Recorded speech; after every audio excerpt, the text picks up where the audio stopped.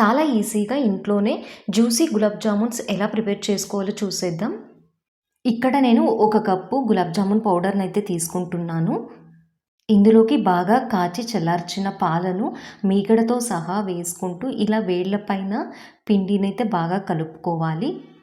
పిండిని కలుపుకోవడంలోనే గులాబ్ జామున్స్ అనేటువంటివి చాలా సాఫ్ట్‌గా అయితే వస్తాయి. నేను వీడియోలో చూపిస్తున్నంత కన్సిస్టెన్సీలో పిండిని కలుపుకొని డ్రై కాకోకుండా ఒక 20 మినిట్స్ పక్కనైతే పెట్టాలి. ఇప్పుడు పాకం అయితే ప్రిపేర్ చేసుకుందాం.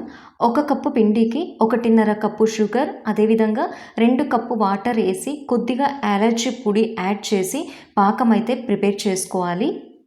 పాకం రెడీ అయ్యేలోపు ముందుగానే కలిపి పెట్టుకున్న పిండిని తీసుకొని ఈ విధంగా చిన్న చిన్న బాల్స్ అయితే ప్రిపేర్ చేసుకోవాలి. బాల్స్‌లో ఎక్కడ క్రాక్ లేకోకుండా చూసుకోవాలి. మనం పాకాన్ని ముట్టుకుంటే స్టిక్కీగా ఉండాలి. అంతవరకు దీన్ని మనం పాకం పట్టాలి. ఇప్పుడు స్టవ్ మీద ఆయిల్ పెట్టి ఆయిల్ కొద్దిగా వేడైన తర్వాత బాల్స్ అన్నీ కూడా యాడ్ చేసుకోవాలి.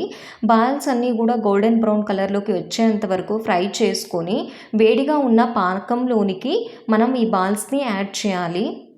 దీనిని ఒక 2 అవర్స్ పక్కన పెట్టి తర్వాత సర్వ్ చేసుకొని తినండి.